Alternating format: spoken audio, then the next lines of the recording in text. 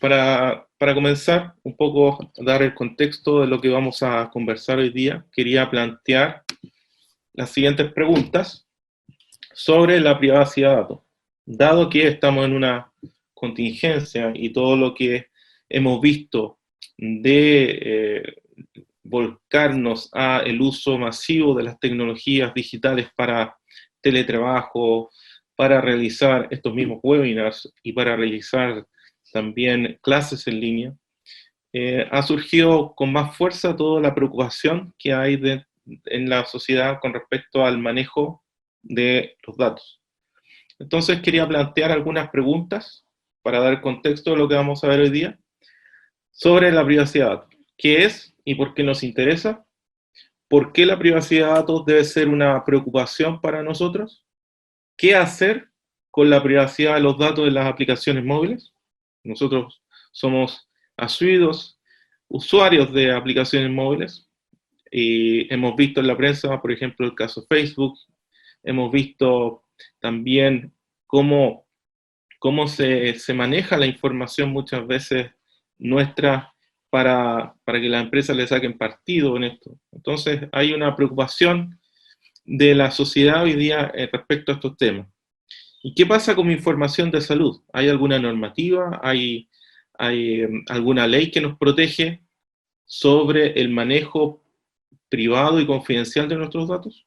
Bien, quería plantear esas preguntas y quería pedirle ahora a nuestro invitado especial, Andrés, que por favor puedas proyectar tu pantalla y Perfecto. comenzar con la presentación. Bien, dicho Perfecto. eso, the floor is yours.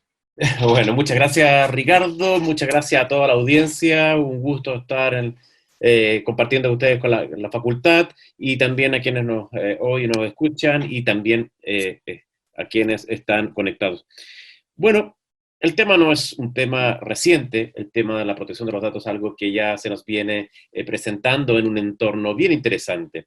Desde el año 2018, solamente recordar un tema, la Constitución Política plasma algo que era un anhelo de varios que estábamos detrás de estas materias, es decir, que se reconociera a la protección de datos como un tema constitucional. Cosa que ocurre en Europa, ¿no? En varios países de Asia también, en algunos países como España particularmente, desde la década de la Constitución del 78 está contemplado dentro del reconocimiento constitucional. Entonces, de esa perspectiva, era un anhelada reconocimiento desde el punto de vista de los datos. ¿Por qué? ¿Por qué este tema de los datos? Los datos no los podemos considerar que, por ejemplo, el tema de salud tienen un valiosísimo valoración y también desde el punto de vista de su reconocimiento, desde el punto de vista también del resguardo. No solamente los datos personales en materia de salud, sino que nuestros datos financieros, nuestros datos orientación política, o tendencia política, orientación sexual, en fin, perfiles psiquiátricos, psicológicos de las personas.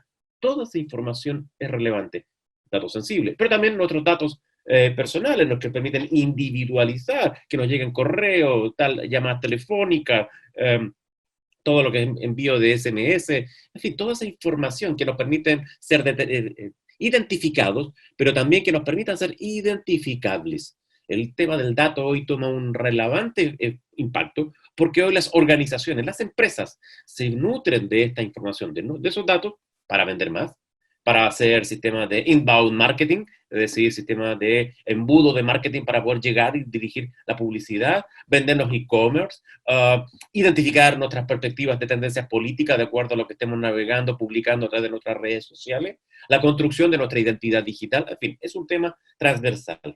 Dada la crisis que estamos viviendo hoy, me quiero centrar también en los temas de datos de salud. Hoy los datos de salud se encuentran en una situación a nivel mundial desde el punto de vista de saber quién, cómo, puede llegar a estar contagiado, es mi vecino alguien que esté infectado o alguien con la cual yo estoy contactándome. Muchas personas tienen ese hambre por saber, claro, nos gustaría saber, pero hay que reconocer que hay primero esta reforma constitucional del 2018 y segundo lugar, los derechos y los deberes de las personas que están en sistemas de salud tienen un reconocimiento de que se resguarde su información. Primer concepto que tenemos que manejar. ¿Qué es un dato? El dato es una unidad mínima, es la unidad básica de información. Y ese dato, cuando la información que porta es relativa a una persona sujeta determinada o determinable, es decir, que yo pueda lograr identificar a través de ciertos procesos técnicos o a través de cruces de otra base de datos, eso lo hace ser susceptible de ser identificable. Por lo tanto, ese dato se le denomina dato personal o dato nominativo. Es una unidad de información, entonces, que me permite determinar o hace determinable a una persona. Donde vive, por ejemplo, sería determinable. A través de la geolocalización yo puedo llegar a saber, mira, esa persona vive en tal sector. Entonces, como vive en tal sector, puedo llegar a identificar su casa, su calle, y probablemente cruzándolo con otra base de datos, va a saber de quién es la casa, y entonces va a saber de quién es la persona que vive en ese lugar. Es un número de cédula de identidad, no basta más que decir. Si yo tengo puros números de cédula de identidad, los cruzo con otras bases de datos, a través de un proceso de data mining o inclusive de big data, bueno, voy a llegar a lograr identificar a esa persona. Es un tema no menor. Ahora, esas definiciones también tienen que llevarnos a considerar el concepto de datos sensibles. ¿Y qué son datos sensibles? Son ciertas características físicas o morales que tienen las personas o hechos que nos permiten identificar los que están dentro de su ámbito, de su esfera privada o íntima. Entonces, estos están asociados, por ejemplo, a temas de salud, creencias políticas, tendencias políticas, opiniones políticas, religiosas, temas de su salud física o psíquica, como les comentaba, orientación sexual, su vida sexual, en fin. Es un dato sensible y por tanto también de resguardo, pero yo diría que en un nivel mucho más relevante que la identificación del dato personal o nominativo. Hay otra acción que también hay que entender y que probablemente muchas en sus empresas, en sus organizaciones estén trabajando, que es el tratamiento de datos. Y aquí entramos entonces a un conjunto de operaciones y los procedimientos técnicos que me van a permitir, entonces, a través de todos estos verbos, recolectar, almacenar, grabar, organizar, elaborar, bueno, yo los voy a poder utilizar en algún minuto para poder comenzar a realizar cruces de información y levantar esa información. ¿Y qué hago con este sistema de tratamiento de datos? Bueno, yo los almaceno. De ese resultado, procedo a la conservación o la custodia. Todo dato tiene un ciclo, desde que es recogido hasta que es procesado, tratado, utilizado, pero explotado por algunos, y por otro también va a llegar un minuto que va a quedarlo de baja o tendrá que ser eliminado. Y esos datos, por lo tanto, también tenemos que entenderlos en este contexto desde el punto de vista de la vida o ciclo de datos. Ahora, desde un punto de vista incluso organizacional, las instituciones tienen que estar comenzando a pensar cómo hace la gobernanza de los datos, cómo gobierna el dato. Y esto no solamente para una organización privada, para una organización pública e incluso para, por ejemplo, el mínimo Ministerio de Salud, que en este minuto ellos gobiernan los datos, tienen acceso a información y por lo tanto sobre eso se comienzan a sacar proyecciones, estadísticas respecto de sectores, lugares, comunas, que pueden estar más afectadas o no por la pandemia. Y por lo tanto, esa data me permite tomar decisiones. Hay ahí entonces un tratamiento de esos datos que me permite tomar decisiones a nivel de gobierno, pero también a nivel de gobierno de organizaciones. Yo puedo tomar decisiones sobre, hoy identifico que me están comprando tal o cuales productos a través de comercio electrónico. Bueno, a través de eso, de esa información, yo puedo ir tomando decisiones. Sí, un concepto que no se les puede olvidar, que es la gobernanza de datos. Vamos a analizar algunos casos de situaciones que hemos estado viviendo hoy en el entorno, dado el tenor también de la misma charla de hoy día en este contexto de la pandemia, quiero analizar algunos casos.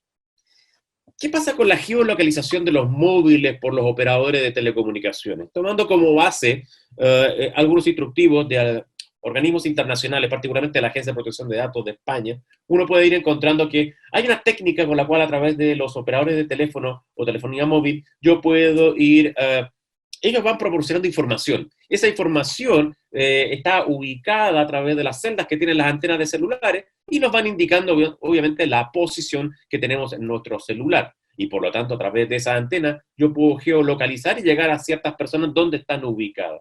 Generalmente los operadores recogen esta ubicación para sus abonados, la calculan según alguna función, alguna tarea, determinación de zonas de cobertura de las antenas, en fin, eso hace que con esa información me permite prestar mejor servicio, mejorar inclusive la cobertura de la señal, es capaz de estimar los números de teléfonos que están conectados, en fin, hay un conjunto de decisiones que incluso va tomando los operadores de telecomunicaciones. Por lo tanto, acá hay un factor, ojo, a considerar. Incluso más, Probablemente muchos en sus teléfonos inteligentes no han desconectado la aplicación de geolocalización, que le permitiría a ustedes estar enviando desde su celular la señal de dónde están ubicados. Entonces, esa es una variable que hay que manejar bien al minuto de las operaciones. Ahora, ¿qué pasa con las redes sociales? Otro factor, hay muchas redes sociales que a ustedes también les piden en algún minuto la georreferenciación. Les preguntan, tal red social desea saber si usted quiere compartir su ubicación. Y ahí depende de la decisión de cada uno. Paréntesis.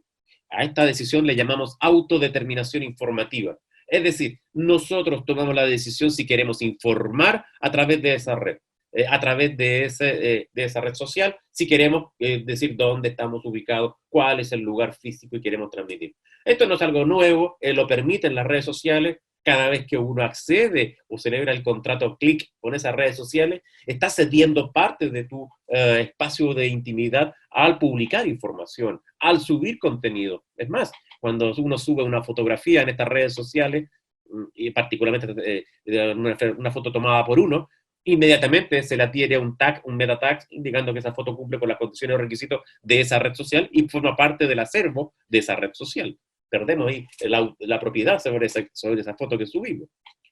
Las direcciones IP, generalmente también estas redes sociales se conectan a través de estos IP, nos permiten poder acceder y nos ofrecen también descargar cookies para poder enviarnos publicidad fundamentalmente. Entonces, estamos cediendo también parte de nuestra privacidad al minuto de conectarnos a través de estas redes sociales. Y algunos grandes proveedores, como lo están mencionados Facebook o Google, incluso han publicado datos agregados en sus cuadros de mando y van publicando información y ellos van también actualizando sus políticas de términos y condiciones, que incluso muchas veces a nivel europeo han sido cuestionados esos términos o condiciones que uno firma, obviamente sin leer, porque eso a veces es bastante largo, o con un lenguaje complejo, y por lo tanto da a aceptar a esos términos y condiciones en el contrato clic al llenar el casillero y dar paso para seguir avanzando en la página web. Hay un tema también, ojo, respecto a esos datos que nosotros estamos cediendo en este entorno. Luego vamos a ir haciendo el match con el tema de salud. Ahora, ¿representan una amenaza estos datos en materia de privacidad? En la medida que este tratamiento de localización de los interesados, las personas que tengan acceso a través de estas redes sociales o la geolocalización, bueno, no sea exclusiva ni afecte a un determinado momento y también tome conocimiento la persona de que está entregando esa información, bueno, ahí es el primer salvedad, o sea, tengo que estar enterado de esta situación. Tenemos que tener en consideración que en Chile estamos viviendo una transición. Tenemos una ley antigua en materia de protección de datos, una ley que data de 1999. Es una ley que fue elaborada sin la existencia de un órgano administrativo de control o un regulador. No hay un regulador que proteja los datos, como ocurre en Europa, como ocurre en Argentina, Uruguay, Perú, Colombia y prontamente en Ecuador. Y Brasil, a partir del 1 de mayo del 2021, va a entrar en vigencia la nueva ley de protección de datos, que crea también un regulador y con multas que inclusive pueden llegar a los 13.5 millones de dólares. La ley entra en vigencia el 1 de agosto de este año, pero dada la pandemia, la presidencia de Brasil pospuso la entrada en vigencia de la ley hasta el 1 de mayo del 2021. Entonces, ojo, Chile en este minuto se está quedando en una situación huérfana porque llevamos discutiendo varios años el proyecto de ley de protección de datos, ya está concluido su primer trámite constitucional, está entrando al segundo trámite y esperemos que se mantenga acelerada la discusión como lo fue con el primer trámite en el Senado y hoy en la Cámara de Diputados ojalá pueda avanzar. ¿Por qué? Porque a través de esta ley más robusta, siguiendo los modelos del Reglamento Europeo de Protección de Datos, siguiendo estándares como la ISO 27701, podemos levantar buenas prácticas respecto del resguardo de nuestros datos. Sin embargo, nuestra privacidad puede verse amenazada fundamentalmente por este gran volumen de información que le entregamos a las redes sociales. Y aquí hay que empezar a tomar acciones. Las condiciones y uso que probablemente ustedes tengan en su página web de su empresa o en su red social tienen distintos términos de regulación y desde el punto de vista de su redacción. Y se ha criticado inclusive a muchas de estas redes sociales que sus términos no gozan de una base jurídica que proteja al ciudadano, que proteja a las personas. Y por lo tanto, siendo incluso el Tribunal Europeo en materia de derechos Tribunal Europeo de Justicia ha considerado que los términos y condiciones son débiles. Aquí en Chile es un tema que no hemos entrado todavía a tanto discutirlo, no hemos revisado, no tenemos un regulador, y ese regulador, en el proyecto de ley, se espera que sea el Consejo para la Transparencia, como ha sido presentado en el primer trámite constitucional. Entonces, ojo respecto de esta amenaza de la privacidad nuestra, sí tenemos que vivir en este entorno. Y no olvidemos, los datos, para algunos, son el petróleo del siglo XXI. El petróleo es escaso, no se va renovando, no quiero hacer esa analogía, la usé varias veces en otras clases, pero yo creo que podríamos hablar más bien, incluso podría ser el uranio del siglo XXI, porque uranio hay por un montón, se está creando constantemente, los datos estamos desarrollando, todos los segundos se están consumiendo y creando nuevos datos. Entonces el valor del dato toma una relevancia brutal en nuestra sociedad para mantener vivas empresas y organizaciones. Ahora, ¿qué pasa con las APIs de las webs, los chatbots, todos estos sistemas de autotest, en fin? De aquí es otra gama de servicios o de aplicaciones que están hoy permanentemente interrogándonos, preguntando. En fin de cuentas, tenemos un algoritmo que está levantando datos y por lo tanto está levantando esta información. Y lo que hace esta plataforma simplemente es ir seleccionando datos que sean atractivos o que hayan sido parametrizados en el levantamiento de la estructura de esa plataforma, con los fines, obviamente, de temas de publicidad, de seguimiento, de acceso. Entonces, estas plataformas nos ofrecen soluciones de funcionamiento, de respuesta, pero si no se establecen controles desde el punto de vista de qué se hace con esos datos o cuáles son los requisitos de acceso, bueno, nos podemos encontrar frente también a una amenaza. Y eso obviamente hace que esta amenaza tenga que ser considerada dentro de las variables de implementación al minuto de crear alguna de estas herramientas para nuestra organización. Una API o una web puede mostrar una interfaz, puede tener datos alojados en un servidor, y esos datos, por lo tanto, pueden estar recibiendo preguntas, consultas. Nosotros mismos, a través de esta misma aplicación, estamos a lo mejor levantando preguntas a través del chat, o cuando uno se tuvo que loguear para acceder, en fin, se levantó data. Y toda esa data, obviamente, tenemos que mantener resguardo, respaldo de ella. Todo esto anterior, en una mirada de una perspectiva, ¿es un beneficio el manejo de toda esta información? Si todas estas aplicaciones están bien construidas y pensando en una lógica de protección de datos por diseño y no por defecto. ¿Qué significa protección de datos por diseño? Que es desde la constitución del proyecto digital, desde el minuto en que yo estoy accediendo a plataformas, tengo en la mente, en su planificación y en la construcción arquitectónica del software o del aplicativo, de que voy a proteger los datos y por lo tanto no va a estar expuesta a alguna eventual filtración. A ver, bugs, errores de programación van a haber siempre en los sistemas y por lo tanto ahí hay que recurrir también a buenos estándares de calidad de software al minuto de desarrollar, ahí hay que establecer procedimientos de control de seguridad de data, hay que, obviamente, los testing correspondientes chequear y verificar, pero nadie puede evitar que a lo mejor haya un bug, un error de programación que permita la sustracción de información. Hay que tomarlo en consideración siempre de que la tarea dentro de una organización es, y las unidades responsables tienen que minimizar los riesgos. Los riesgos siempre van a estar presentes. Es imposible extinguirlos totalmente. En el caso de la salud, bueno, las personas que hacen uso de los aplicativos que enuncié anteriormente tienen que considerar que hay variables de riesgo de esa información. Por tanto, bien utilizadas, son una gran herramienta. Un efecto secundario, además, podríamos estar viendo que personas podrían estar utilizando esta información por distintos motivos, por edad, por circunstancias de acceder a Internet, de información. Por lo tanto, a través de estas herramientas tenemos un canal de comunicación, tenemos una vía de tráfico de información que obviamente son relevantes, permiten maximizar tiempo, responder a situaciones. ¿Cuál es el riesgo? Es que invisibilizar a la persona es un tema que hay que considerar siempre. Cuando yo levanto datos y almaceno esos datos, tengo que tratar de, ojalá, de invisibilizar. Y aquí podemos recurrir a algunos conceptos de anonimización de datos o la llamada pseudo-anonimización. Otros ya hablan de la tokenización de los datos. En ese contexto, cuando almaceno o levanto mucha data, tengo que ser capaz de invisibilizar los datos para poder identificar a una persona. Esa es una tarea que todas las organizaciones tienen que trabajar, pero lamentablemente en Chile todavía estamos en un nivel bastante pequeño, incipiente, en materia de lo que es la protección de los datos.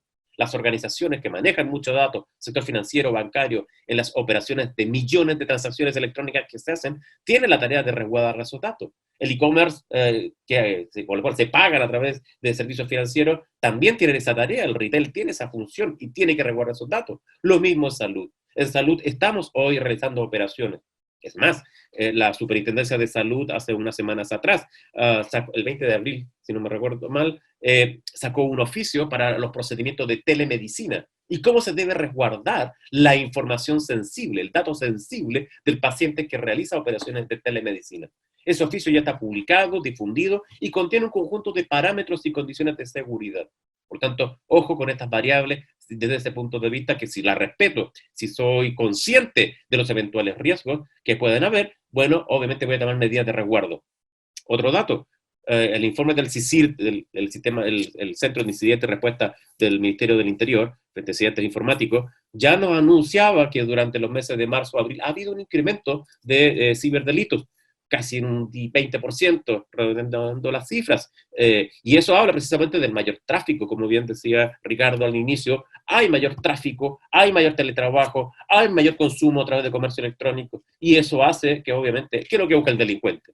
Datos en volumen. Y eso es lo que anda buscando, debilidades dentro de los sistemas de información para poder capturar datos en volumen. A ver, también hemos visto en las últimas semanas que se han desarrollado a nivel europeo, también ahora también en nuestro país, en América Latina, algunas APIs de información voluntaria. ¿Podrían las personas entregar información de su situación de salud? Aquí hay, a través de una aplicación móvil, yo podría entregar información, son iniciativas a veces de origen ciudadano, ONG, particulares, que pretenden hacer sus propios mapas de cobertura. Aparecen en la prensa escrita, en la red de internet, y con eso nos permite entonces ir identificando la magnitud de esta pandemia y poder ir localizando, bueno, dónde están los focos de contagio. En un entorno muy abierto, muy transparente, tal vez desde una perspectiva de colaboración desinteresada, perfecto. Puede descargarse estas aplicaciones, puedo entregar información, pero ¿qué es lo más importante? Ojalá invisibilizar al paciente o la persona que está afectada, porque está entregando un dato personal, nominativo, lo permite individualizar, pero además un dato sensible, que es su estado de salud. Y por lo tanto tengo que tomar estas medidas, porque si logro identificar a través de la geolocalización, a través de sus datos personales, voy a poder llegar a un mapa donde vive, en qué cuadra está ubicado, en fin. Muchas veces estas aplicaciones son de carácter ciudadano, no hay una autoridad de gobierno detrás. Por lo tanto, y puede ser que no esté filtrada, incluso como ha ocurrido en los últimos días, que se ha filtrado información de los mapas que se manejan a nivel de las autoridades. Ahora, terminamos esta presentación y pasamos a las preguntas. Esta API podría hacerlo, si los fines lo declaran, podría ser con fin altruista, obviamente. No olviden que uno de los principios que siempre vamos a encontrar en materia de protección de datos es el principio de la finalidad. ¿Para qué quiero recoger los datos? Si tienes un proyecto tecnológico, si estás dentro de una organización, la pregunta que hay que hacerse es, ¿para qué vamos a hacer este levantamiento de datos? ¿Para enviarle publicidad?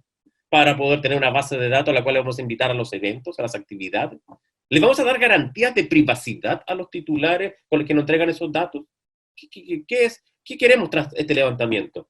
Lo que se está cediendo en este cuento, entonces, simplemente en este contexto, es que a través de los servidores de Internet, datos de salud, localizaciones precisas, y eso es un tema desde el punto de vista de riesgo. Hay una gran cantidad de información que le podemos estar entregando a estos aplicativos de distinta naturaleza y que obviamente pueden llegar a identificar distintas zonas rojas de mayor zonas de contagio o tal vez zonas menores. Pero también puede darse el efecto inverso. Podríamos caer en una situación de fake news o situación en que se afecte, se manipule la información, se altere o se quiera perjudicar a tal barrio o se quiera perjudicar a tal ciudad. Bueno, ¿cómo mantenemos los equilibrios desde el punto de vista de que no haya un uso malicioso de la información que se está levantando allí? Ojo, entonces, otro tema que ha estado muy en la palestra en estos últimos en Europa, en Estados Unidos, también acá en Chile. ¿Qué pasa con estos pasaportes de inmunidad? aquellos pasaportes en algunos países se ha comenzado a considerar que el uso de esta API equivalente, digamos, a una suerte de salvoconducto que a través de tu celular permite identificar que usted ya tuvo la enfermedad. Y por lo tanto, similar como se hace en las tarjetas de embarque en que te dan un código QR que uno accede al avión, bueno, uno podría entrar a ver si está presumidamente inmunizado o si ha tenido la enfermedad o qué situación ha tenido. Pero ¿qué pasa respecto de estas aplicaciones si el futuro documento caiga en manos de un tercero, pueda ser modificado, el acceso por parte del ciberdelincuente a este contenido para luego modificarlo y utilizarlo o venderlo e incluso en el comercio? Y se puede cruzar información respecto a que afecta a terceros también. Bueno, ojo frente a los riesgos en materia de ciberseguridad que podrían padecer estos aplicativos. No hay una desde ese punto de vista de desarrollo informático, que sea 100% seguro. Obviamente hay situaciones de riesgo, por muy certificado a veces que estén los software, siempre pueden padecer alguna situación de riesgo de filtración de información. Ojo con estos pasaportes, que eso también ha generado diversas discusiones a nivel mundial. Este pasaporte incorpora, eso sí tenemos que tener conciencia, es un dato sensible, como les comentaba, ese dato que invoca respecto a un dato de salud. Hay informes, por lo tanto, de avance de esta aplicación en la salud. Pueden tener acceso a la ficha clínica probablemente. El ejercicio de las actividades, trabajo, actividad física de esa persona puede estar contenido esa información, podría ser vulnerada por un tercero. También estos certificados podrían ser alterados, manipulados, en fin, hay diversas situaciones de usos o fines distintos por las cuales originalmente haya sido pensado. Por lo tanto, hay que pensar todas estas variables al minuto de implementarlo. Todas estas aplicaciones requieren un uso, obviamente, de teléfonos inteligentes y eso tenemos que tener muy preciso para qué lo queremos, cómo lo vamos a utilizar y cómo se quiere o se pretende desarrollar si es que comienza a implementar. Recordemos que el gobierno de Chile hace solo unos días atrás desechó ya la vía de este pasaporte. Han pensado más bien la idea de un certificado de inmunidad, pero no llegar a los niveles como se estaba pensando a nivel europeo. Otra tecnología que también está presente hoy en nuestro día a día son las cámaras de infrarrojo para la lectura masiva de temperatura. Esto se daba a los aeropuertos, se da en los sectores donde hay mucha aglomeración de personas. Y estas han generado algún debate porque la identificación facial de las personas me permite capturar su capacidad de toma de temperatura y por lo tanto ya estoy tomando un dato de salud. Estas cámaras se identifican a través de algoritmos que me van a permitir entonces discriminar si esa persona, imagen, la cara, el rostro, la temperatura, ya hay un conjunto de elementos o patrones que te permiten identificar a alguien, lo hace identificable también desde ese punto de vista, y también tomar un dato de salud. Y eso supone entonces que yo tengo que, a quien lo esté implementando, sea una empresa, sea una institución pública, debo respetar ciertos principios de legalidad, de proporcionalidad, de finalidad respecto del uso de estas cámaras. Entonces, ¿y esos principios en qué descansan? Obviamente tiene que ser una perspectiva aleatoria, que no sea a todos, desde el punto de vista, es una manera por la cual debo que mantener también el anonimato respecto de los datos de esas personas. Porque son datos de salud que estoy capturando. Y es un tema que obviamente genera discusión. Estamos aquí para que se den cuenta, ¿qué vamos a sopesar? El interés común, todo lo que desde ese punto de vista es el acceso a protegernos a la salud de toda la comunidad, o el interés particular de la persona. Esos son los derechos que comienzan a estar en pugna. Y ese conflicto se presenta. Estas cámaras térmicas entonces van a entenderse en un tratamiento mayor y tiene que estar obviamente bajo una perspectiva global y ojalá mantener la reserva y la confidencialidad. Hemos visto casos en nuestro país antes de la pandemia sobre cámaras de televigilancia en que de origen municipal, cámaras municipales, capturando, destinadas para capturar sobre la seguridad de un barrio, resulta que un operador de estas cámaras comienza a ver que aparece en pantalla la señora de un amigo, pero va acompañada de un hombre que no es el amigo. Saca fotografía y esa fotografía la manda por red, por a través de una red social. Bueno, desde ese punto de vista, el rol, la finalidad de ese operador municipal de cámara de televigilancia no era estar espiando, fisgonando lo que hacía la señora de su amigo. Su tarea era la seguridad del barrio, del sector al cual estaba encargado de proteger. Entonces, ojo, allí también hay que establecer criterios y controles respecto del uso de esa información. No estoy diciendo que era bien o mal lo que estaba haciendo la señora de ese amigo, pero desde el punto de vista del rol del funcionario no me compete. Y no me compete decir más que la Contraloría incluso ordena, y a través del Consejo para la Transparencia también lo señaló, que se tomaran medidas de resguardo frente al uso de estas cámaras de televigilancia. Pero lo mismo puede ocurrir frente a estas cámaras de temperatura. Por lo tanto, se pueden producir situaciones de discriminación, de difusión pública de esos datos si no tomamos medidas de resguardo. Todo ello entonces agrava el riesgo de la fuga. Y este es un tema que los quiero centrar también en el datos de salud. Y es un tema que hoy las instituciones que trabajan con datos de salud deben esmerarse, mejorar las medidas de seguridad. Europa, y particularmente España es uno de los países que más invierte en ciberseguridad, porque también es uno de los que más ataques sufre en temas de ciberseguridad, sufrió durante las semanas anteriores varios ataques a hospitales en materia de ciberseguridad, tratando de capturar la data de las personas que estaban hospitalizadas. Y obviamente también ha aumentado el uso de palabras como COVID, coronavirus, a través de las redes sociales con el objetivo de capturar datos, a través de phishing inclusive, que gente incluso ha caído. Y hay una situación recientemente publicada por la Contraloría General de la República, donde en relación al tema de COVID-19 y salud, que de acuerdo a la normativa vigente, y particularmente haciendo alusión a dos normas. Uno, a la Ley de Protección de Datos, la Ley 19.628, que es del año 1999, y la Ley relativa a los derechos de los pacientes, 20.584, es que los diagnósticos de los pacientes deben ser mantenidos en reserva. Esta ley 20.584 establece los derechos y los deberes que tienen las personas. Todos los sujetos de este país, hombres y mujeres, tenemos derechos a que se mantenga reservada nuestra información de salud. Y por lo tanto la ficha clínica, que es el instrumento obligatorio donde están nuestros datos, bueno, entendiendo como el conjunto diferenciado de datos que se almacenan de salud, bueno, deban ser respaldados, resguardados por las instituciones de salud, sean públicas o sean privadas. Y eso hace entonces, a través de este dictamen de la Contraloría, que se plantea ya fuertemente de que una ficha clínica no puede ser entregada hacia un tercero, bien sea, inclusive por transparencia. Me parece que abusa una norma de transparencia al entregar datos de salud, porque ya está entrando a mi intimidad. Es una garantía constitucional, es un dato sensible y está nada más reconocido esa protección por el artículo 12 de la ley 20.584. Entonces, haciendo referencia a la Contraloría, este mismo dictamen habla y hace referencia de que la salud de las personas es un elemento vital. No se puede dar acceso a las personas que estén solicitando esta ficha o datos de salud de las personas, aunque sea por vía administrativa o bien sea, salvo por vía judicial, obviamente. Salvo si un tribunal de la justicia solicita el acceso a algún dato de alguna persona, bueno, en ese evento, a través respetando nuestro ordenamiento jurídico, que sería a través de los tribunales de justicia, podría cederse a una ficha clínica. Y siempre que se hace con debidas medidas de reserva y de seguridad. Pero que sea una persona por transparencia, no. O que sea un municipio que lo esté solicitando, no. No, en este evento aquí están respetándose los derechos de los pacientes. Por lo tanto, como bien señalo, bien sea a través del Ministerio Público, a través de un tribunal que requiera, a través del juez competente, la ficha clínica, sí, ahí sí es posible entregar y eso lo menciona la Contraloría. Antes, a través del Consejo de Transparencia, por ejemplo, o a través de una solicitud de información de transparencia, no se puede entregar esta información. Y así lo reconoció la Contraloría también.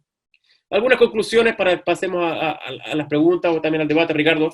Uno, recordar que la protección de datos es un tema constitucional, ya desde el año 2018, es un tema que se viene fuertemente acrecentando. Dos, se debe respetar el principio de la finalidad.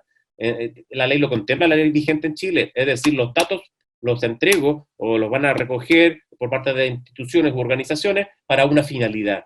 Pero ojalá lo sepa antes. ¿Cuántas veces entramos a una página web y no sabemos para qué vamos a llenar el formulario de contacto o qué van a hacer con esos datos?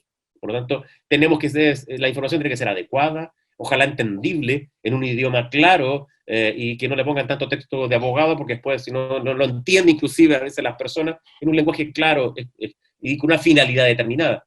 El Reglamento General Europeo es muy preciso en esta materia, de hecho lo solicita, que la entrega de la información, cuando haya recogida de datos, sea lo más clara posible y en un idioma entendible. Los datos objeto al tratamiento, obviamente no los puedo utilizar para una finalidad distinta.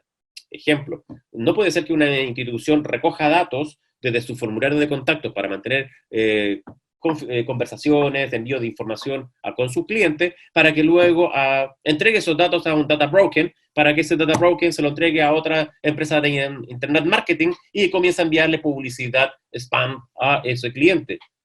Afecta obviamente la finalidad del dato que entregó ese cliente. Y por último, el responsable de estos usuarios, estas bases de datos que están haciendo tratamiento de datos, tiene que adoptar medidas necesarias para garantizar la seguridad. Tenemos que evitar que caigan en manos de terceros. Tenemos que evitar una exposición a un riesgo. Ustedes van a decir, bueno, ¿tenemos una ley de datos informáticos? Sí, tenemos una ley del año 1993 con un fuerte énfasis en los fierros más que en la protección de los activos intangibles, que son los datos.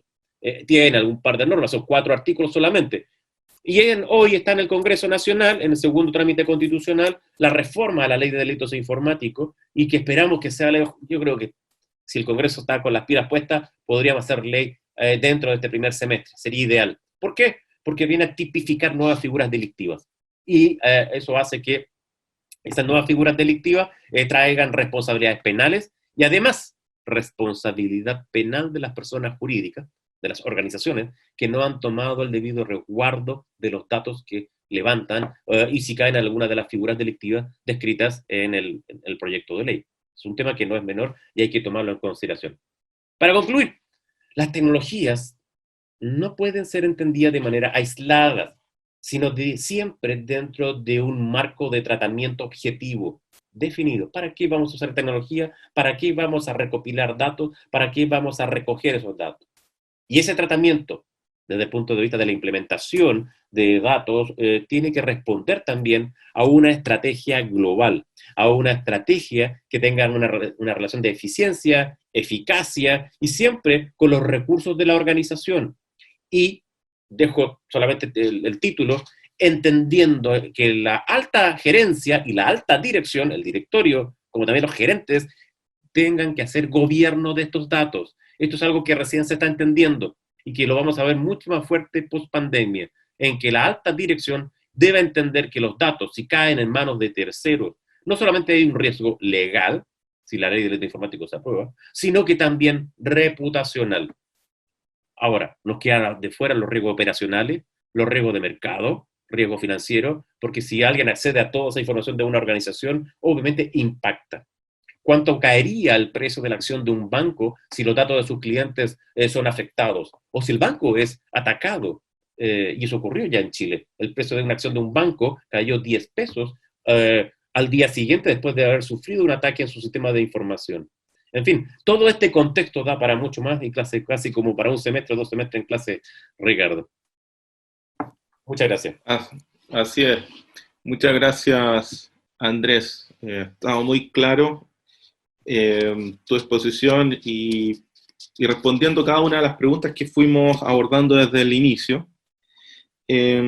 Invitamos a la audiencia a escribir sus preguntas para que las vamos respondiendo acá junto con Andrés. Pueden hacer sus preguntas ahí en el panel de Q&A o Q&A para que podamos tomarlas. Bien. Andrés, yo tengo algunas preguntas y quisiera plantearlo dentro de la contingencia. Tú hablabas del beneficio de que algunas organizaciones o instituciones utilicen nuestros datos para un fin mayor. ¿Cuáles datos entonces deberíamos estar nosotros dispuestos a ceder para un bien mayor? Si entendemos que estamos dentro de una pandemia y que hoy día hacer seguimiento de las personas que están contagiadas o que son asintomáticos y que pueden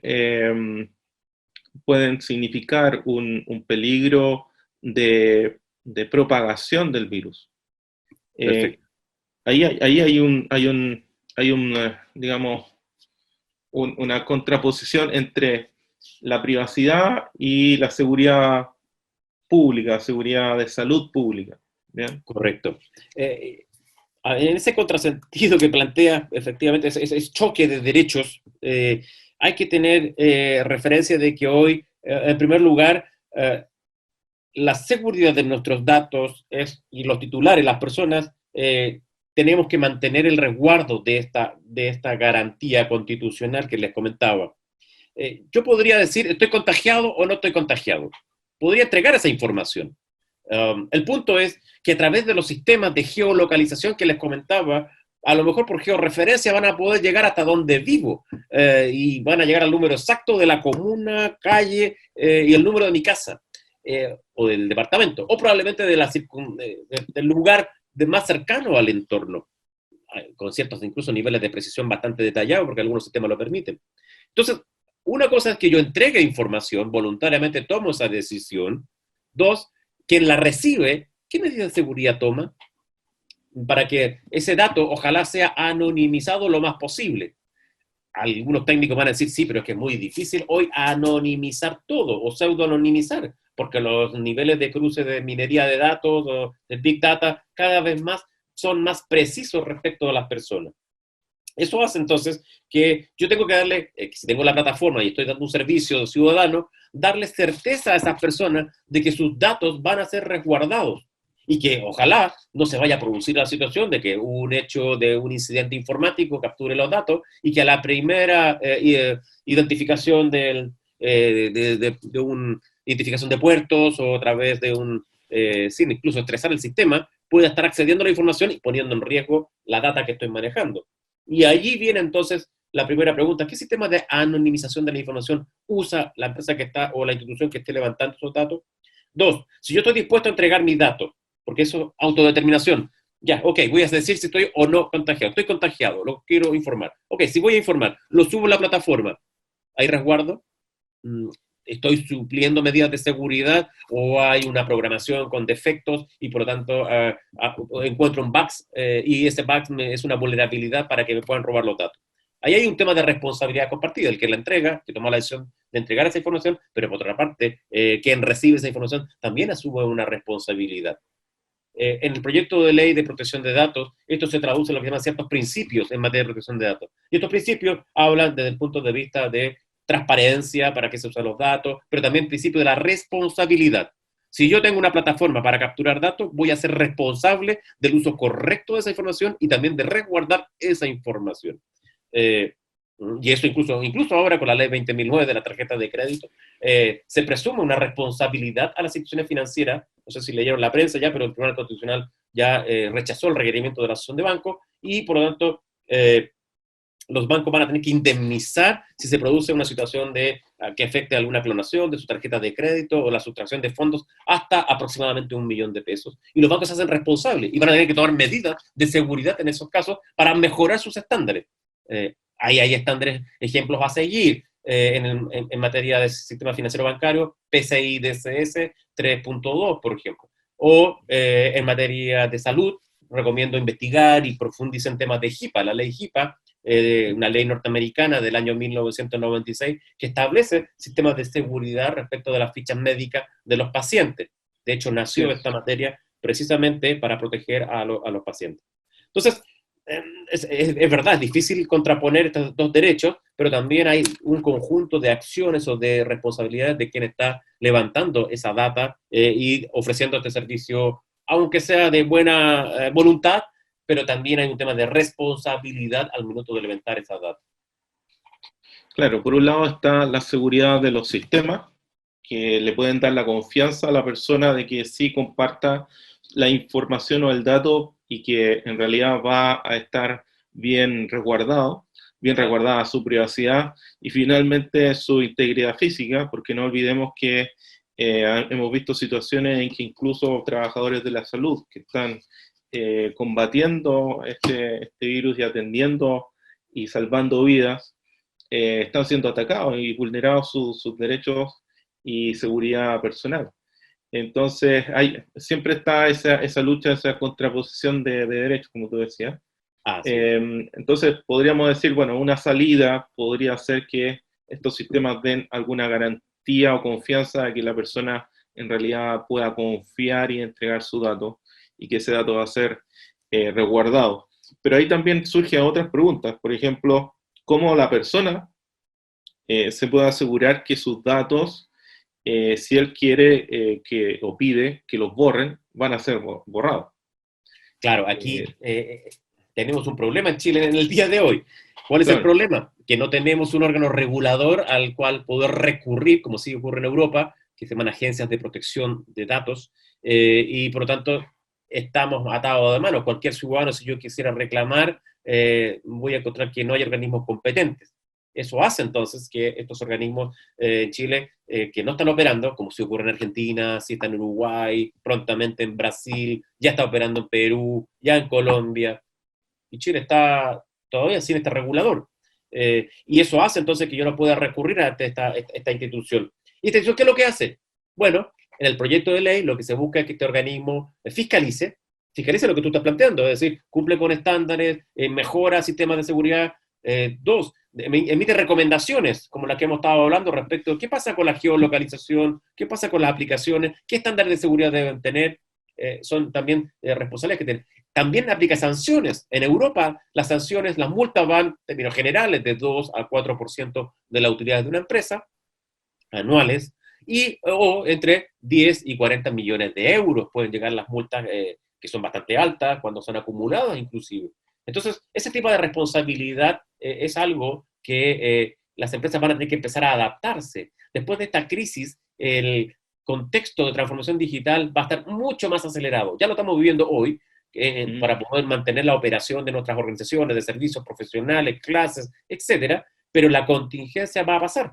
Y luego, lo que va a hacer esta nueva, entre comillas, normalidad, escenario de cómo nos vamos a cuidar, fuertemente impulsada por la tecnología, también va a llevar a que tengamos un nuevo entorno con un nuevo regulador. Ese nuevo regulador es el Consejo para la Transparencia en el proyecto de ley.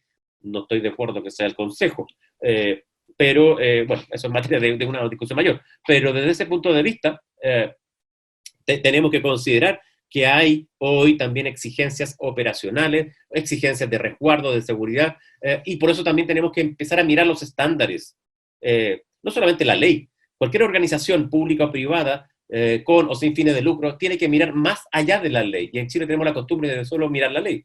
Porque me han dicho algunos gerentes, directores de empresas, es que mira, hasta que salga la ley no voy a tomar ninguna acción. Pero perdón, ¿cuánto demora cambiar la cultura de una organización? ¿Un día? ¿Un mes? No menos de un año. Entonces, si vamos a hacer el cambio de la cultura del resguardo del dato, nos vamos a demorar un año.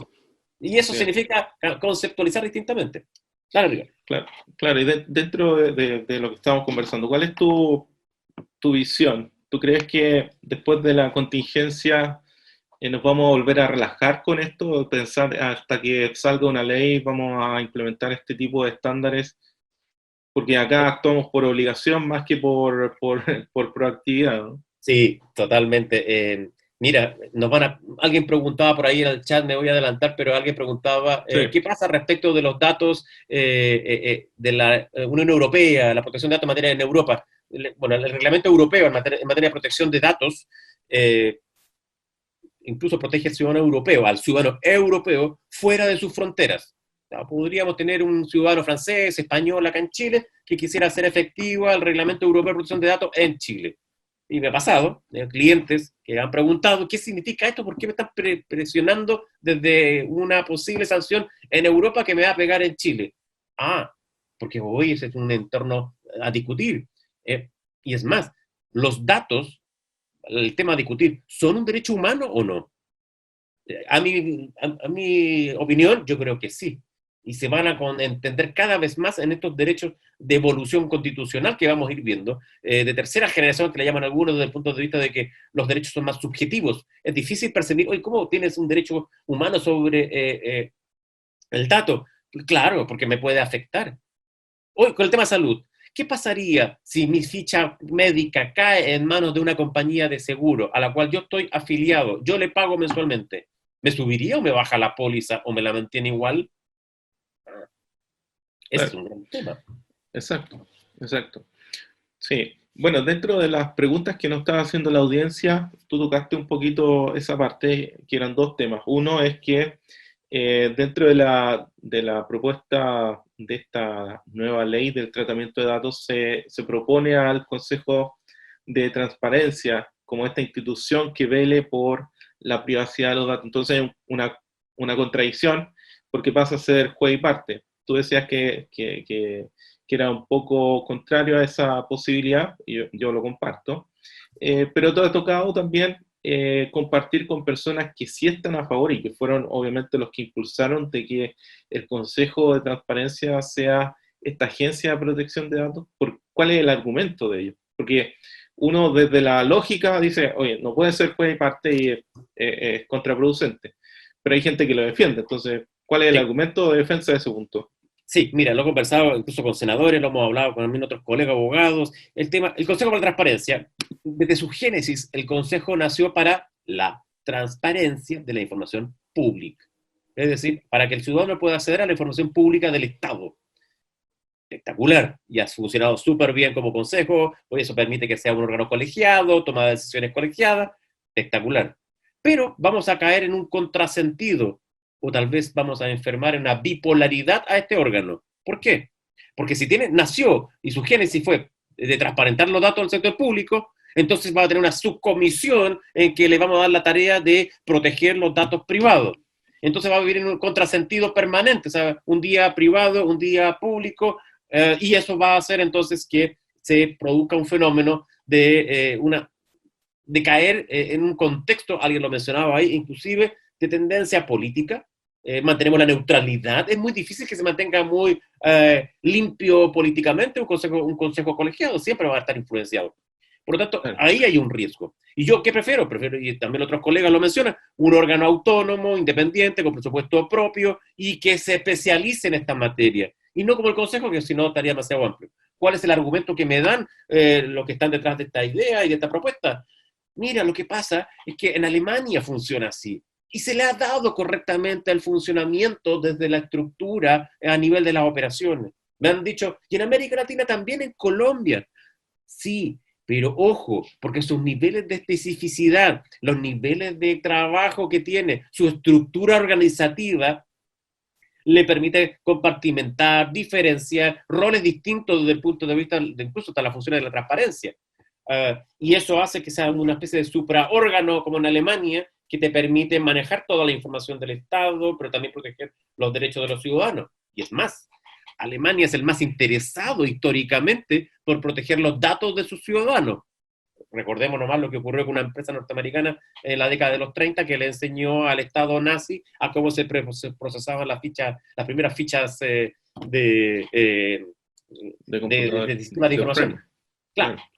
Y que obviamente luego fueron utilizados en los campos de concentración. Ese trastorno, ese efecto que generó en Alemania, obviamente también históricamente le pega a Alemania y quiere proteger la integridad, la intimidad de sus ciudadanos, y eso está consagrado incluso en una sentencia del tribunal alemán, el Tribunal Superior Alemán del año 1981, que se resguarda y se consagra este principio de la protección y de la autodeterminación informativa.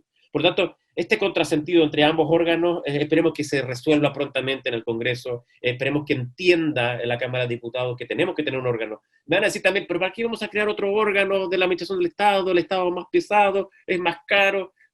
Bueno, si estamos en un contexto de una economía digital, en un contexto donde hoy ya no queremos vender commodity, sino que hacer inteligencia artificial, trabajar con algoritmos, trabajar con data, tenemos que entonces hacer órganos más específicos, más funcionales, de acuerdo al entorno de la economía del siglo XXI.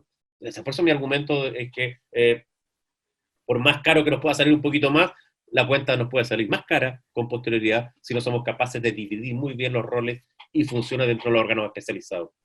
Claro, porque ahí se está dejando de lado lo que viene, de hecho, porque se está viendo o teniendo una visión súper cortoplacista, Sí. porque lo único que se trata de ver un poco ya el tema de costo, pero también que la privacidad de datos pasa solamente por un ajuste de estándares, una inversión más en tecnología en la empresa, y con eso se supervisa que todo ande bien. Pero en realidad esto va más allá que eso, porque tú tocaste el tema de la inteligencia artificial.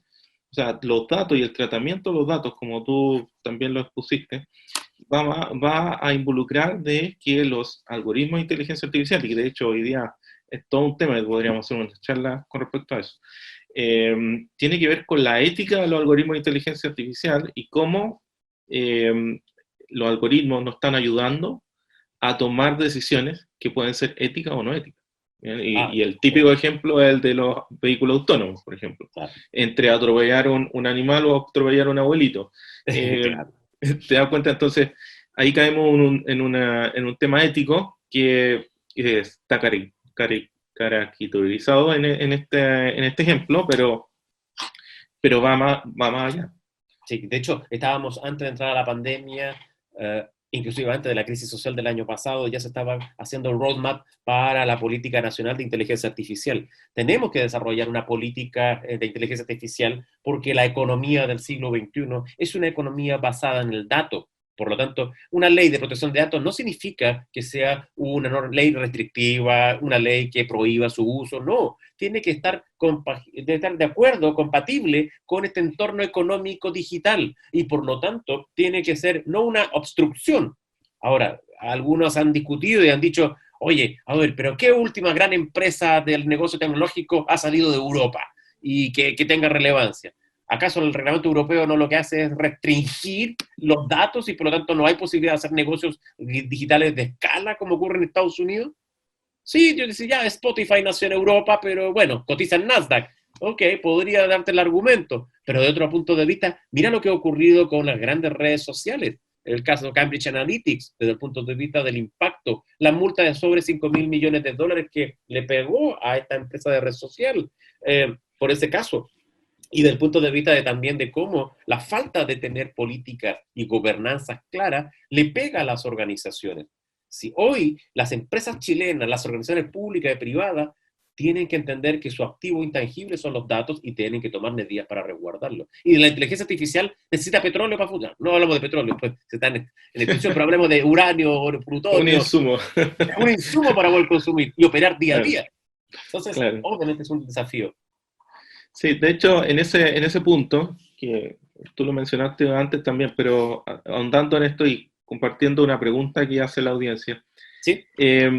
la normativa de GDPR, del tratamiento de datos Sí.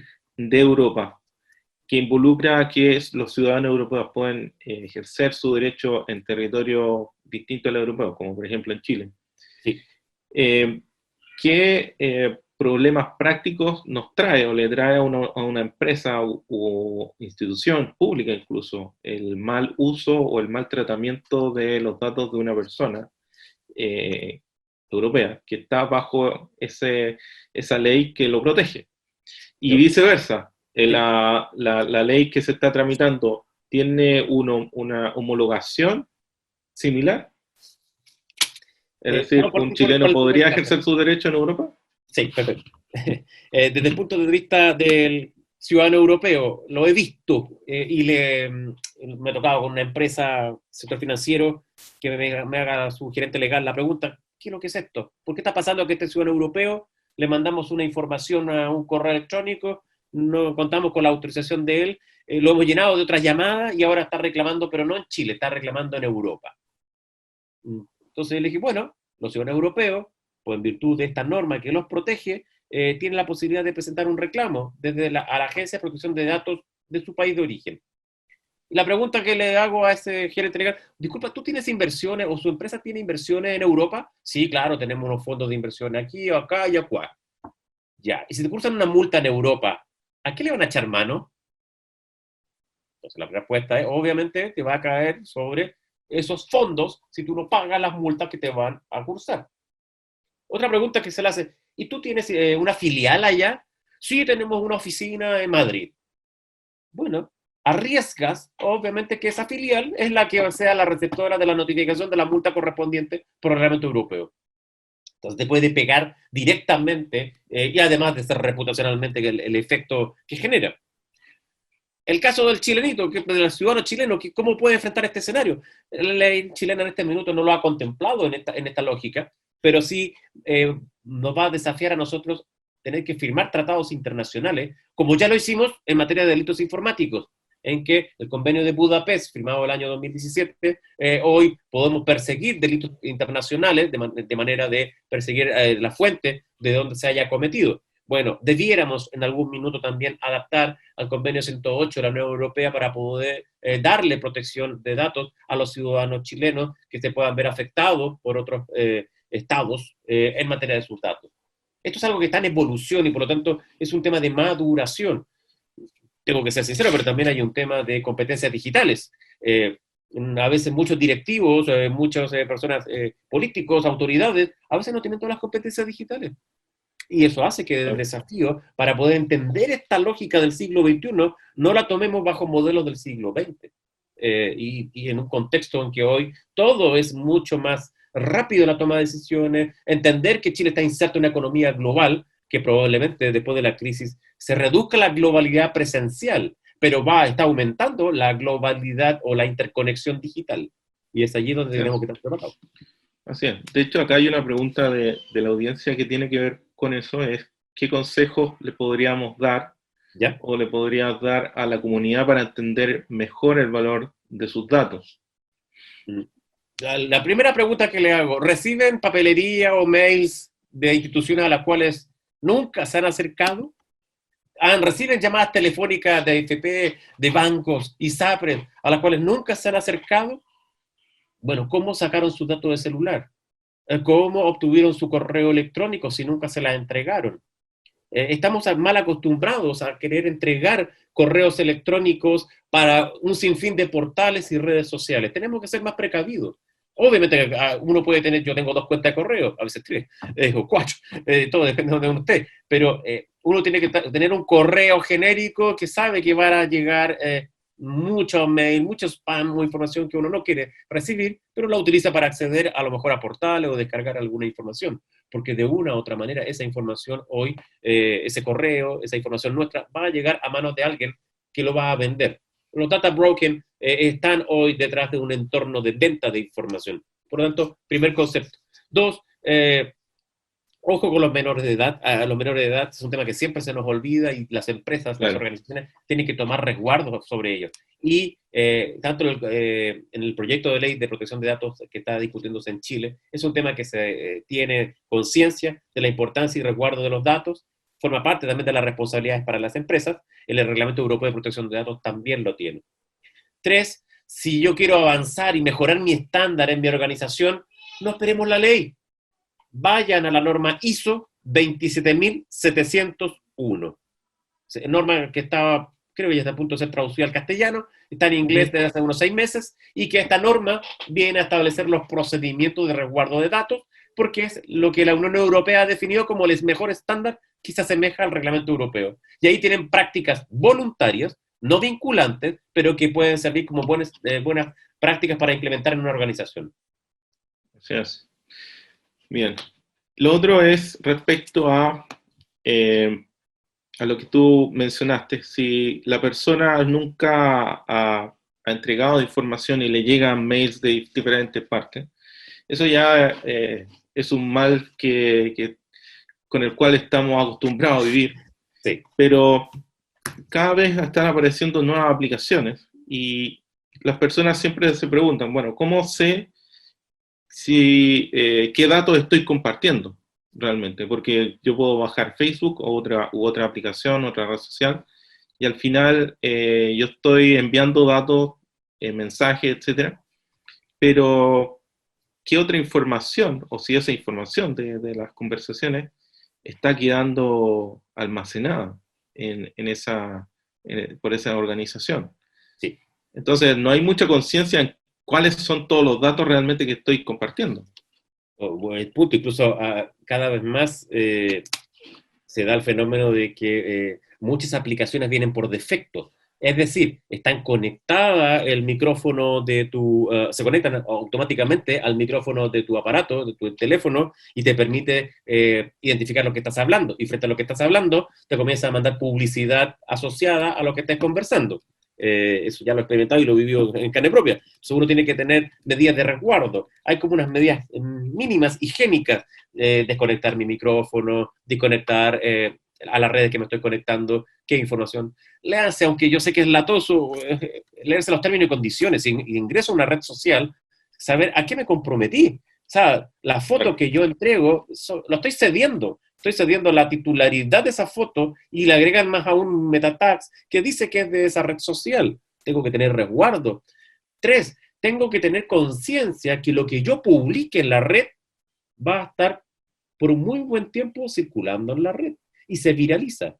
Entonces, ¿qué pasa con mi identidad digital? En 5, 10, 15 años más, tengo que ser consciente, y eso se llama dentro de las competencias digitales, de que obviamente quiero mantener cierta conducta de comportamiento a través de las redes sociales, a través de las webs que yo publico, los contenidos que hable. Porque de lo contrario, lo que yo diga o haga hoy puede ser utilizado en mi contra en algún minuto en el futuro. Desde el punto de vista de los datos o mensajes que yo quiero recibir, hoy nuestra ley del consumidor es bastante restrictiva desde el punto de vista de lo que es comercio electrónico, la mensajería que consideramos que no queremos recibir. Ya el regulador, el CERNAC, está generando inclusive listas negras, que son listas en las cuales las personas que no quieren recibir spam o mensajes de empresa se inscriben en esa lista. Y está funcionando hace varios meses ese piloto, y por lo tanto las empresas, cuando entre en rigor la nueva ley, también se van a ver expuestas a multas si no respetaron la determinación de ese consumidor de no querer recibir información. Es un tema que vamos a tener que ir avanzando, tanto por los reguladores, como también van a tener que ir avanzando las empresas. Tienen que prepararse. Alguien me preguntaba por ahí, ¿qué pasa con los términos y condiciones? Para que no tenga tanto término legal. No solamente basta la redacción de los términos y condiciones. ¿Dónde los publico? Generalmente se publican al final, en el scroll, al final nadie los lee y con un color que apenas se distingue. Hay que establecer términos y condiciones de fácil lectura, para breves, más concretos, más resumidos. 2, de fácil ubicación en la web y que me permitan, por lo tanto, tener su identificación prontamente. Por lo tanto, debo ser lo más diligente al minuto de publicar. Faltan incluso hacer estudios comparativos, es un tema que podría hacerse, de cómo son los términos y condiciones de la web en Chile, públicas, privadas. Me he encontrado con sitios web públicos que no tienen términos y condiciones, de instituciones de educación superior que no las manejan, no las publican, no las difunden, o a veces están muy escondidas y no se encuentran. En fin, son tareas que se van a venir para este nuevo entorno digital, este ecosistema digital que van a vivir la empresa. Sí, de hecho, pasando al ámbito de las empresas, ¿qué pasa si una empresa le entrega una app a sus trabajadores? ¿Ya? Ahí pueden suceder varias cosas que... Sí. De hecho, esto ya se ha pronunciado la Dirección del Trabajo, hizo una investigación hace un tiempo atrás, también de la Dirección del Trabajo. Todo depende para qué la quiera. Si, por ejemplo, el caso que está la Dirección del Trabajo se plantea, le entrega una app a los trabajadores para que se reporten y den su ubicación. ¿Qué pasa si la usan en su teléfono privado, particular? ¿Están obligados a responder, dice la Dirección del Trabajo? La respuesta es no. Ahora, si el teléfono era de la empresa, ¿está obligado a responder? Depende. Depende de lo que diga su contrato, depende de lo que diga su política, su reglamento interno, depende de lo que haya definido el anexo del contrato. En fin, hay varias variables legales que uno tiene que ponderar si es que esa API es para que obliguemos a ese trabajador a reportar su ubicación o su geolocalización. El tema del teletrabajo es un temón también que las empresas hoy se están adaptando. Desde el 1 de abril tienen 3 meses para adaptarse en todos sus procedimientos de contrato, reglamentos, política interna. Y obviamente si es que hay un API de por medio, también tienen que establecer condiciones escritas. El derecho a saber, el empleador tiene que informarle al trabajador cuáles son las condiciones de uso y transparentarlo de la mejor manera posible. ¿Y eso va en el término de condiciones? Eso debiera estar, no, eso yo creo que debería estar en el reglamento interno de la empresa o en un anexo al contrato de trabajo.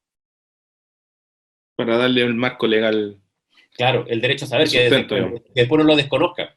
Ahora, los términos y condiciones, cuando se firmen, ojo, uno lo firma el contrato clic, haces clic, tiene que guardar también los logs. Los logs tienes que guardarlos.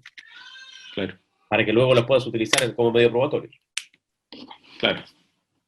Claro. Hay un elemento que, para ir cerrando un poco la conversación, el tema de la privacidad lo hemos visto, como decíamos, frecuentemente en las noticias estas últimas semanas. Y bueno, ocurrió el tema de los mapas que se filtraron. Se filtraron a la prensa. El año pasado hubo un ataque al Sotero del Río donde robaron información, el 2016 se robaron fichas médicas del MinSal, exponiendo información privada de las personas que podía comprometer, obviamente, a gente que podría estar en ese entonces contagiadas, por ejemplo, por el VIH. Hoy día estamos en la otra contingencia en que puede ser expuesta su contagio al COVID. Entonces, hemos visto que la regulación y la tecnología, y la adopción de la tecnología, la madurez, está muy baja en nuestro país respecto a otros países. ¿Cuál crees tú que deberían ser los estándares o países que deberíamos estar mirando y estar imitando por su fortaleza en leyes y en el tratamiento de los datos de las personas? Este es un temón bastante largo, vamos a tratar de resumirlo. Chile ha hecho pequeños avances, digo pequeños porque a veces son largas declaraciones de documentos, por ejemplo, la Política Nacional de Ciberseguridad. Tenemos una política, después de varios años logramos sacar una política para que nos dé un conjunto de acciones a desarrollar. Ahí hay un checklist que hay que ir sacando, la ley del delito informático, actualizar a las policías, actualizar al Ministerio Público, capacitar a los jueces, tratados internacionales como el de Budapest que ya firmamos. Son 41 medidas que están ahí publicadas y que uno puede ir viendo, bueno, en qué estamos avanzando. De ese punto de vista, el entorno de hoy y el que se viene, y te lo doy firmado, nosotros vamos a tener alguna situación de emergencia nuevamente en tema de salud, sí. ¿Por qué? Porque no hemos establecido mecanismos de exigencia regulatoria a clínicas para resguardar la información de nuestros pacientes o evitar situaciones de PACS. Esa es una situación que va a ocurrir. Ojalá que sea más tarde que temprano. Ya lo vivimos hace, como dices tú, en el caso del malware de los hospitales de la zona sur-oriente de Santiago, estuvieron expuestos. Tenemos que ser capaces de mejorar esos estándares técnicos de seguridad. 2, buscar buenas prácticas. Y las buenas prácticas no solamente dicen relacionadas a seguir modelos de países, porque uno podría pensar, oye, mira, me gustaría ser Estonia, pero Estonia lleva y vivió casi una guerra cibernética en materias de la de ella por la década de los 2010, no, antes incluso, 2003, 2004, que llevó a replantear todo su modelo de gobierno digital. Bueno, nosotros tenemos que replantearnos también nuestro Estado. ¿Cómo está sujeto a sus bases de datos? ¿Son vulnerables? ¿Qué tan vulnerables son? Y lo vemos permanentemente cada una vez o 2 veces al mes. Vemos que algún sitio web del Estado de Chile, de algún ministerio o organismo, es vulnerado o atacado. Tenemos que mejorar los estándares técnicos. Tenemos que mejorar además el capital humano. Eso es basal. Si no tenemos personas certificadas, yo siempre le pregunto a las organizaciones, ¿cuántas personas estén certificadas en, no sé, ethical hacking? ¿O cuántos tienen certificados en PCI DSS? ¿O cuántas personas tienen certificado como auditor líder ISO? ¿Tienes certificado ISO? En Chile no más de 100 y algo empresas están certificadas ISO 27001 con el sistema de gestión de seguridad de la información. Por lo tanto, tenemos que darnos nuestra realidad del país. Tenemos que mejorar aquellos ámbitos que, de acuerdo a nuestro plan estratégico que está en nuestra política nacional, deben apuntar a mejorar. Eso asociado a nuestra política nacional de inteligencia artificial, porque tenemos que crear una industria en la ciberseguridad como una industria de la inteligencia artificial para jugar en las ligas que van a generarse post pandemia en que es mucho el dato. Y eso nos desafía a nivel también de los mismos tomadores de decisión. Yo sé que el día a día, los próximos meses, van a ser brutales en lo económico, van a ser brutales desde el punto de vista de la salud, y una vez que pase esta pandemia, la crisis económica no se va a ir por sí, de per se, van a pasar 2 o 3 años más, pero hay un conjunto de oportunidades que también van a abrir nuevos negocios, y esos nuevos negocios van a requerir otro perfil de profesionales y de técnicos para este nuevo entorno. Entonces, mirar buenas prácticas, como tú me preguntabas, de Estonia, mirar lo que está haciendo Nueva Zelanda, me interesa mucho lo que está haciendo también Corea del Sur, inclusive en temas de salud. De hecho, han salido algunos artículos, incluso que algunos países asiáticos bordan rozan el tema legalidad en el tema de los datos, frente a la mirada más bien occidental en que los datos se mantienen como una protección más fuerte. Tenemos que estar mirando tendencias en materia de ciberseguridad si queremos subir en nuestro estándar, mirando países a los cuales queremos que sean también para nosotros un referente, pero todavía nos falta mucho camino por recorrer. Claro, claro. Bien. vamos a ver acá otra pregunta vamos, la última pregunta, Andrés, antes de cerrar, ¿te parece? Vale. Sí, acá plantear el concepto de la transparencia de los datos desde el punto de vista que hay instituciones, organizaciones que están registrando los datos de las personas desde el punto de vista negativo, es decir, las deudas, morosidades, pero también multas, etcétera. Pero no así el comportamiento positivo. No sé qué piensas tú al respecto de esa tipificación entre información positiva y negativa, y si el Estado debería velar por también registrar esa información positiva. Bueno, interesante tema. Lo voy a resumir en una palabra, en dos conceptos. Uno, principio de transparencia. Las organizaciones en el proyecto de ley nueva van a estar obligados a transparentar sus procesos, a tener códigos de conducta y de buenas prácticas y tener que informárselo al regulador. Es un tema que se viene y por lo tanto van a estar mucho más controladas, que hoy no ocurre mucho eso. Dos, scoring. Todos los que estamos en esta audiencia estamos hoy rankeados, dependiendo del tipo de scoring, de 0 a 100, que es el sistema financiero, y por lo tanto, ¿qué es lo que nos quieren controlar? Quieren saber cómo es nuestro comportamiento de pago, cómo son nuestras tendencias desde el punto de vista de cumplimiento de las obligaciones financieras. Allí asume el rol los famosos buró. Y hay varios, digamos, que están en el mercado, que están reconocidos y operando, y lo que hay que hacer ahora es entrar a establecer a través de un regulador un mecanismo desde el punto de vista de control de estos buros, que hoy algunos reguladores indirectamente lo hacen, la acción de banco trata de indirectamente llegar, pero hay otros que están fuera de esta esfera de control. Entonces se nos presenta que este mecanismo de scoring tiene que respetar ciertos derechos. ¿Cuáles son los derechos que tengo yo como ciudadano? Derecho al acceso. ¿Qué información tiene usted de mí? Entonces, ¿cómo vamos a regular? El regulador debería decir, mira, yo te tiene que traer tal y tal información. De hecho, hubo una reforma el año 2012 que permitió fortalecer este derecho de acceso. Hoy podemos sacar copias de los boletines comerciales o de los informes que se manejan cada 4 meses, pero tenemos que ir personalmente. Dos, el derecho de cancelación. Oiga, yo quiero que me saquen de esa base de datos que me están llamando o que tengo registrado, por favor, yo ya no tengo ese número o ya no tengo esa dirección, quiero actualizarla. La rectificación de la información, también rectificar esa información, o la oposición, me quiero oponer al dato que está manejando esa organización. Y le quiero agregar la P, ARCOP, de portabilidad. Yo quiero llevarme los datos del sistema financiero del banco A al banco Z. No, señor, no se los puedo entregar. Los datos se quedan acá. Entonces, ¿y cómo lo hago? No sé. Presente todos los datos de nuevo al banco para poder ir su crédito hipotecario. Una trama compleja. Eso no ocurre en el sector salud, te lo pueden entregar. Y la banca va a tener que entrar hoy, si sale la nueva ley de la portabilidad financiera, que está bastante avanzada, va a obligar también a establecer estándares técnicos desde el punto de vista de algún archivo XML probablemente, que me permita entregarle la información al titular de ese banco para que se lo lleve al banco Z. En fin, aquí quiero apuntar, hoy la falta de regulación, la ausencia de un regulador hace que obviamente se produzcan estos vacíos y no tengamos muchos cómo implementar nuestros derechos.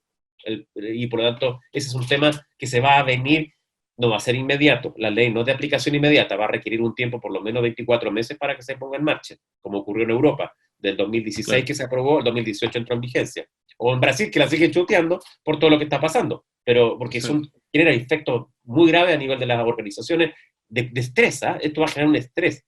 Ahora, va a generar nuevas oportunidades laborales también. Bien, bien. Bueno, con esto vamos a ir cerrando la sesión de hoy. Agradecer a Andrés por su buena disposición, el tiempo y también compartir sus amplios conocimientos en esta materia. Han sido muy, muy valiosas todas tus intervenciones y respuestas. Y bueno, queremos enviarte un cariñoso aplauso, Andrés, desde acá a la distancia. Un abrazo. Y agradecer también a la audiencia por estar con nosotros hoy día y por sus preguntas. La mayoría de ellas fueron respondidas. Bien. Muchas gracias, Andrés. Muchas gracias a todos y nos vemos en una nueva oportunidad. Muchas Gracias, gracias. Ricardo. Gracias a todos. Y cualquier cosa pueden seguir en las redes sociales. Un gusto. Así es, así es. En las redes sociales pueden encontrar a Andrés, tiene un blog, en LinkedIn también publica varios posts, así que síganlo, lo recomendamos. Gracias, Andrés. Que esté muy Gracias, bien. Ricardo. Buenas noches. Gracias. Chao, chao.